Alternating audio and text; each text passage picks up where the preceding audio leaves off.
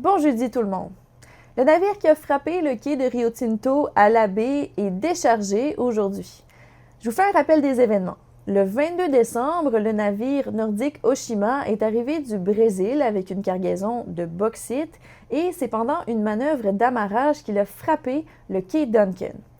Pour l'entreprise qui possède le bateau, qui nous a accordé une première entrevue depuis l'incident, le navire va pouvoir être amarré et déchargé normalement malgré les dommages qui ont été faits à la coque. Pour l'armateur, il reste à déterminer maintenant quand et où on va faire les travaux de réparation et combien tout ça va coûter.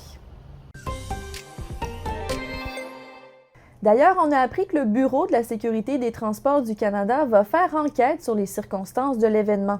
Il y aura une équipe d'enquêteurs qui va monter à bord du Nordique Oshima pour recueillir des renseignements et à la fin de l'enquête, le BST va publier un rapport avec ses conclusions et pourrait formuler des recommandations pour qu'un événement comme celui-là ne survienne pas une seconde fois.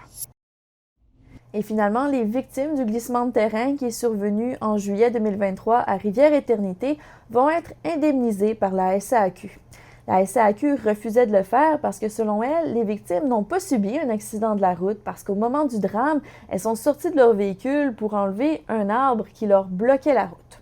Mais le tribunal administratif du Québec a finalement tranché en faveur des victimes. C'est un soulagement pour les proches des deux personnes qui ont perdu la vie. Notre famille, on était tous très contents, très, très, très émotifs. Ça fait maintenant un peu plus de 2 ans et demi que c'est arrivé. Ça a été beaucoup de travail, ça a été beaucoup d'émotions. C'est ce qui conclut votre vidéo journal. À demain.